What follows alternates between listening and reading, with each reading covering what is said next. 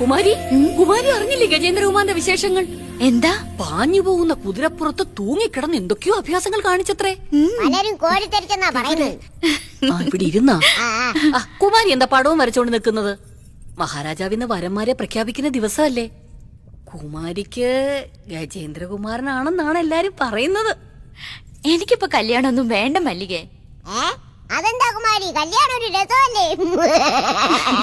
അത്രയും കുറച്ച് ചുമന്നാ മതിയല്ലോ ഓർത്താ. ഞങ്ങൾ ആണുങ്ങൾക്കിട്ടൊരു വെപ്പായി പോയല്ലോ. മിണ്ടായി കുമാരി, അവിടെ അച്ഛൻ തിരുമനസും അമ്മറാണിയൊക്കെ തിരക്കുന്നു. കുമാരി വേഗം ഒന്ന് ഒരുങ്ങിക്കേ. എന്തോന്ന്? അല്ല, രാജകുമാരി ഒരുക്കാൻ കയറട്ടെ. ഞങ്ങളെയൊക്കെ ഒരുക്കി ഇങ്ങനെ കുളവാക്കിയത് പോരെ, ഇനി രാജകുമാരുടെ പുറത്തു കൂടെ ചാടി കയറണോ? കൊട്ടാരൻ ചമയക്കാരൻ.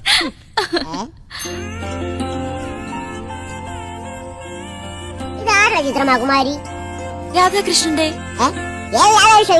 ചുമ്മാ അതിരിക്കും അവിടെ മരത്തലേ. അതെ, കൃഷ്ണന് പൊക്കം കൊടുത്തപ്പോ കാണാൻ നല്ല ചന്തമുണ്ട്. പൊക്കം കൊടുത്തതല്ല, നമ്മുടെ ദൈവങ്ങൾക്കൊക്കെ നല്ല പൊക്കം ഉണ്ടെന്ന് പുരാണങ്ങൾ പറഞ്ഞിട്ടുണ്ടല്ലോ. അമ്പലത്തിലെ ചുവർ ചിത്രം കണ്ടിട്ടില്ലേ? ദൈവങ്ങൾക്കും പിശാചുക്കൾക്കും പൊക്കമുണ്ടായിരിക്കും, പക്ഷെ യഥാർത്ഥ പുരുഷ സൗന്ദര്യം പൊക്കമില്ലായ്മയാണ്. അല്ലേ രാധേ? ഗജേട്ടനെന്താ ഇവിടെ? നിനക്കൊരു പൂ തരാൻ, എന്റെ സ്നേഹത്തിന്റെ പൂ.